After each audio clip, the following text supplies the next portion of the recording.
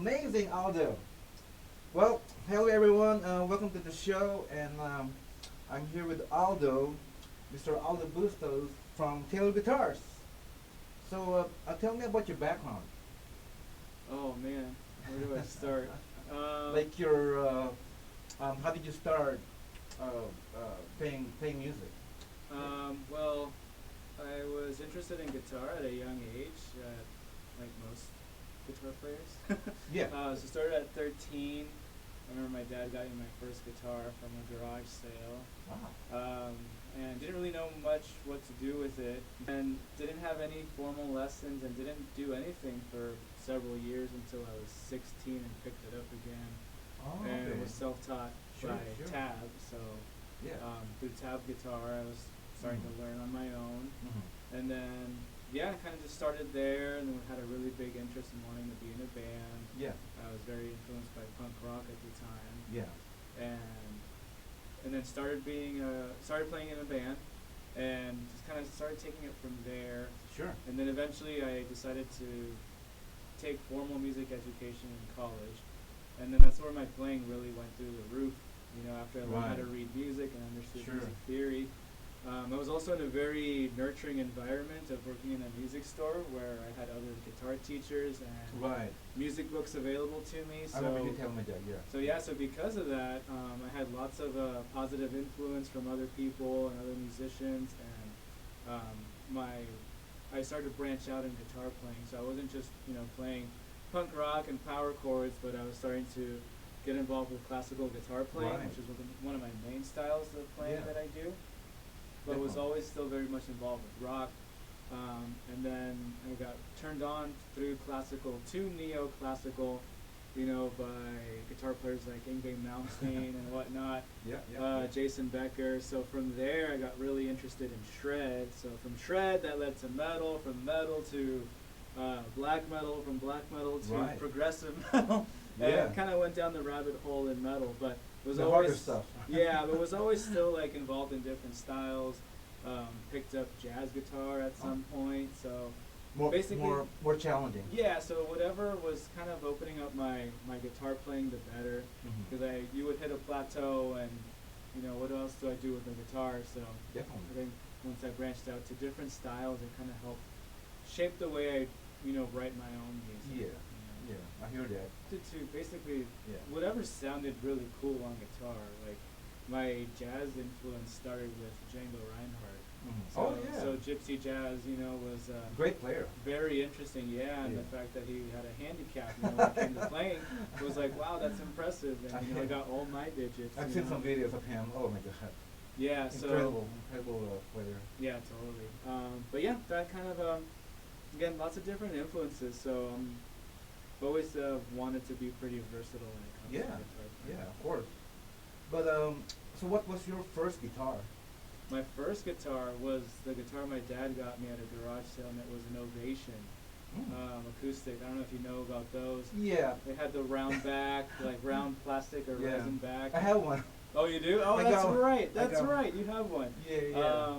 Yeah. So I bought it here, remember? that's right. That's right. And I was tripping out over it. Yeah. So yeah, that was my first guitar. I thought it was kind of weird. Like, oh, this is a strange guitar. It is weird. But my friends thought it was cool, Yeah. and eventually kind of got rid of it after I got my first electric at 16, and that was a Mexican-made Fender Strat. Sure. Sure. Tobacco sunburst top, nothing Yeah, definitely. too extraordinary. But I remember the day I got it. Was it the player series? The player? I don't know. It was a Okay. Mexican Strat, Okay. so I think it was just kind of like Mhm. mid-level. Of course. At the time it was like $300-something. Right. Which I don't know what it would be by today's Yeah. standards, but yeah, I remember having that guitar the first night and just playing for hours, and Oh, until yeah. my fingers hurt. You were really getting into it at the time, right? Yeah, well, I was kind of like to get back into it. The new guitar was what really kind of like refreshed my interest. like I want to play music again, and I bought the guitar. Or my dad let me buy the guitar this time around. Oh, nice.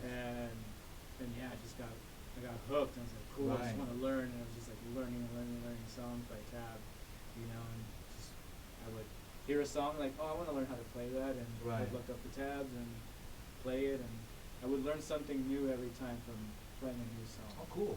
Yeah. And your dad was very supportive, huh? Supportive in the sense of, hey, I was also, Yeah. young, so I was like, oh, he's got an interest in music and he's getting a guitar.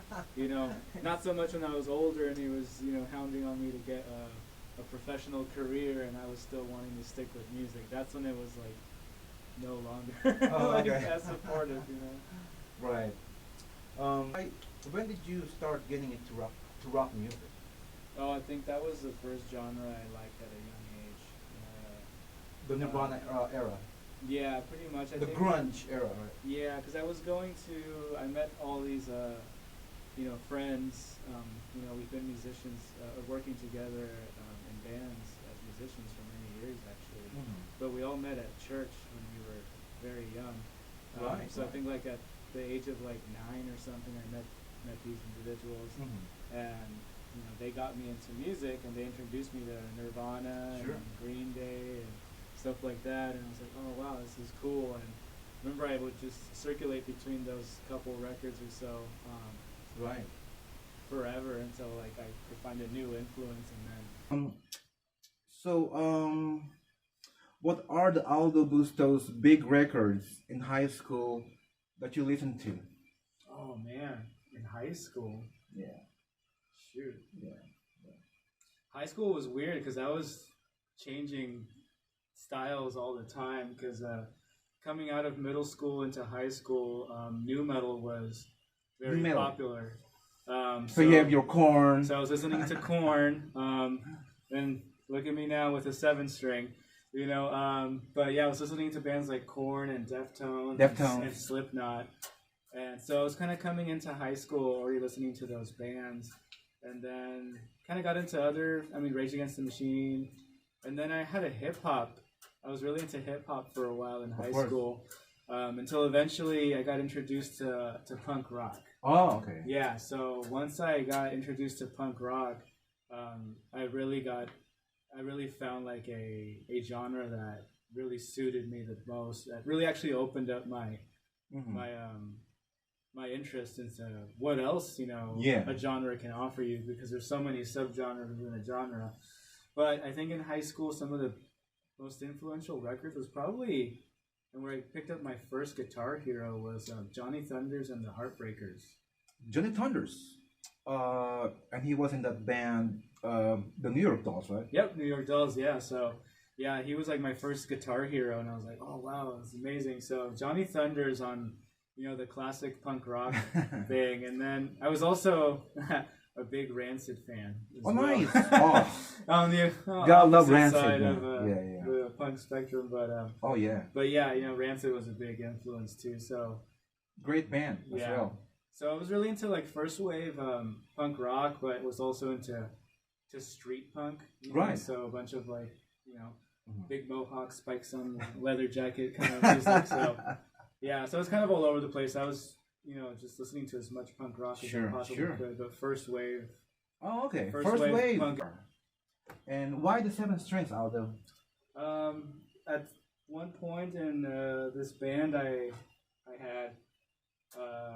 I don't know, I just wanted to give myself a little bit of a challenge and give a slightly different range in what my guitar was offering the band. But mainly, it was to kind of give myself a little bit of a challenge. Not that I have mastered 6 strings, but I was like, oh, let me try 7 strings. I've tried it before and didn't quite understand it at the time. I knew it was another string. Why is that? Because the low notes? Yeah, the extra string, and then like finding chords was weird at first. Like, oh my gosh, like I felt like a total newbie at that time. So I never really had an interest, and then newbie on the instrument, you were saying. Yeah, and that was like many years ago. And then I guess progressive metal has become a bigger influence on myself. And a lot of guitar players are adapting the 7 or the 8 or the 9-string guitar. So I figured, well, you know what? Let me give the 7-string a shot. Right. And I figured I could kind of kill 2 birds. One, give myself a challenge, and adapt my own guitar playing to the 7-string, not necessarily in a progressive metal sense, although I could take it there if I want. And the other was to for that band I had at the time was to give I don't know a little extra low end in between the other guitar and the bass. So you got your bass, you have your guitar. I was thinking I would be like somewhere in the middle, Right. with if the other guitar player's playing say a C chord, I could play. What string gauge do you use? I don't know. Where's the pack? Yeah. It should be pretty much standard. Standard? Like the 6 strings here are standard, Right. 10 through 52. Right. I think this is a one that's probably like 64, 68 or something like that. So Any particular brand that you go like? yeah, Diodario NYXL. Oh, okay. Yeah. Diodario. Yeah, I've used Diodario for many years, and Right. then when the NYXLs came out, Right. they felt really nice. Yeah. Normally not like a big old string nerd. NYXLs like I've been Right. using for years. So Right. Cool. And how about picks? I mean, do you prefer use thin or heavy? yeah, so this is just because it was nearby. A Jazz 3. Okay, Jazz 3. Okay. What is that? 88 millimeter, I think. But the Right. white Jazz 3 Tortoise, so the small Okay. pick. If Yeah. it's not this one, it's Right. gonna be the bigger Okay. version. Right. The bigger one. You get the idea. Right. Yeah, Right. they make the bigger ones. And they're heavy, right? Yeah, the bigger ones I'm actually using 1 millimeter, so it's really thick. Right. And this one is almost there at 88. So, Right. but yeah, I've been using these ever since I got into shred, so into Mhm. shred style.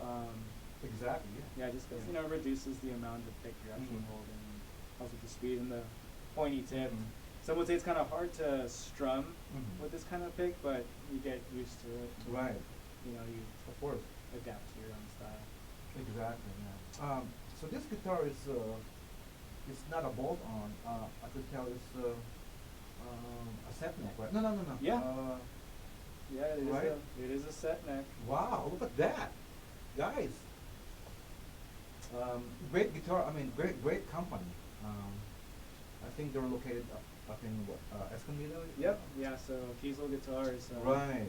Who's your biggest influence on the guitar, by the way? Oh, why did you have to ask that? I'm just kidding. You gotta have one at least, right? Oh, I hate that question, man. Because I have so many different styles of guitar playing that I do. It's really hard to narrow it down to one guy. Yeah. But when it comes down to like, okay, what encompasses my classical technique with electric guitar playing, and that would probably be Jason Becker. Wow.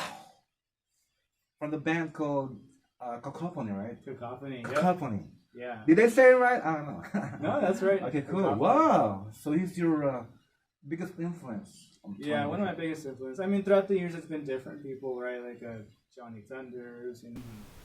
But Aldo, what advice can you give to all the aspiring musicians out there? Yeah.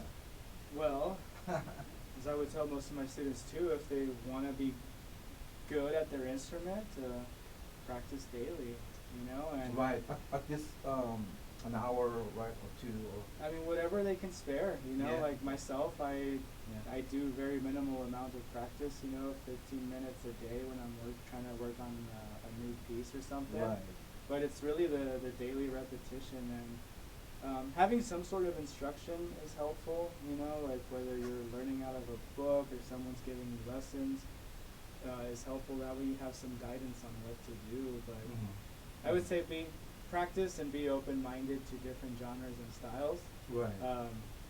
and to learn to create and improvise. Right. Improvise is important. Yeah, because you could learn people's songs all day long, but at some point, where do you what are gonna be your goals on the guitar? If you wanted to write music, you have to start somewhere and start writing, and if you wanted to be able to jam with people, you have to start improvising and Right. jamming with other musicians Yeah. or with backing tracks. So Right. a lot of different things I would suggest Yeah. to aspiring guitar players, but primarily play your guitar. Play your guitar daily and be open to learning different things. Right. Goals, Well, for beginners, I mean, do you suggest people to start on acoustic or electric, by the way? Parents hate me for answering this one, but electric guitar to start. Oh, really? Yeah. Okay. Because everybody wants to buy their student or their kid an acoustic steel string, Right. and not everybody can afford, a Taylor, which plays really nicely. Right. Yeah, and they always, I've heard this from parents thousands of times, like, well, we'll start him on acoustic, and if he really likes it, we'll buy him an electric. And it's like, Right. you're spending almost the same amount of money, just I know, buy the right? electric. Yeah, Aldo. Thanks for joining us, and we'll see you soon, guys. Keep on rocking.